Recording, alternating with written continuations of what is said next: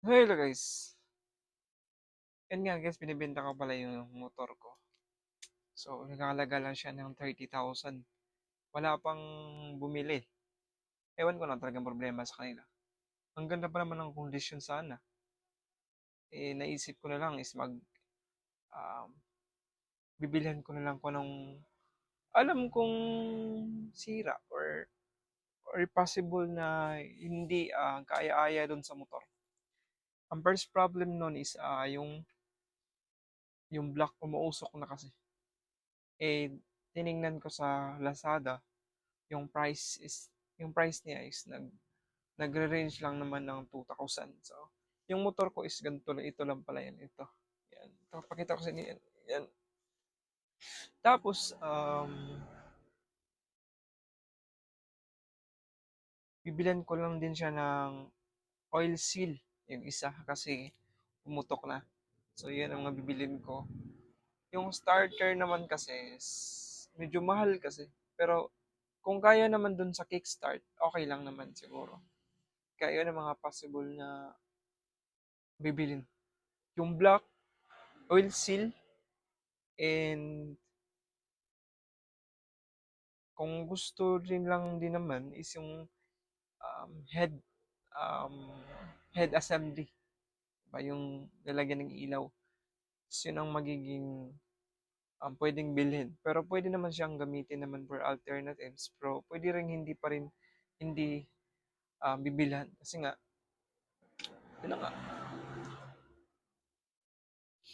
Kaysa naman sa ibibenta ko, bibenta ko sana 35 eh. Kaso may tumawad 33. Tapos tumawad pa 30. Kaya doon ako nahihirapan guys. Grabe. Diba kung ibibenta ko lang din naman pala sa ganung presyo, may pera naman ako pambili ng parts na kulang doon sa motor or yung possible na pwedeng palitan. Yun na nga, yun na siguro yung papalitan ko. So nagdadalawang isip ako kung ibebenta ko ba or bibili na lang ako ng mga materialis na kulang doon sa motor. Kasi nga, ang hirap kasi, di ba? Mura mo na nga binibenta tapos mumurahin pa. Kaya siguro di ko na lang siguro ibebenta. Kasi nga sabi din ni Papa, sayang daw. Sayang daw yung motor. Kasi minsan ka lang magkakamotor ng ganun eh. Kasi pag bumili ka ng cash ng ganun, nakikita ko kasi sa marketplace sa Cebu, nagre-range pa rin siya ng mga 40,000 to 50. So nakadepende pa rin yun kung may partida, may sira pa yung mga 40. May mga pwedeng palitan din. So nagka-range pa rin siya ng 40. Samantalang yung sa akin is unti lang naman yung pwedeng palitan. Tapos hindi pa pwedeng, tapos mumurahin ka pa. Diba? I mean, mumurahin pa yung pagbili ng motor. Kaya siguro yun magiging problema ko. Kaya nga, parang ayaw ko na rin ibenta. Diba? Nai-enjoy ko naman yung motor. Diba? Kaya yun siguro yung magiging decision ko. Hindi ko na lang siguro ibebenta. I-upgrade ko na lang.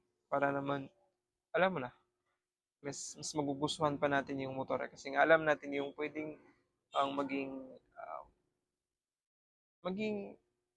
epekto niya pag napalitan ng mga bagay na pwedeng ang maging magbabago sa kanya. And so far is dumating yung motor sa akin is 1 year na. So, kasi sasakyan yun dati. Tapos may mga previous vlog kasi ako doon sa baba. So, scroll mo na lang pagdating ng motor ko. And makikita mo doon yung ano bang pinalit. So, yun lang. At yun na nga guys. Salamat sa nanonood. And God bless. Pasensya na, wala ako kasi mga content. So, yun lang siguro. So, bye-bye. See you to my next vlog. So, ayusin na natin to.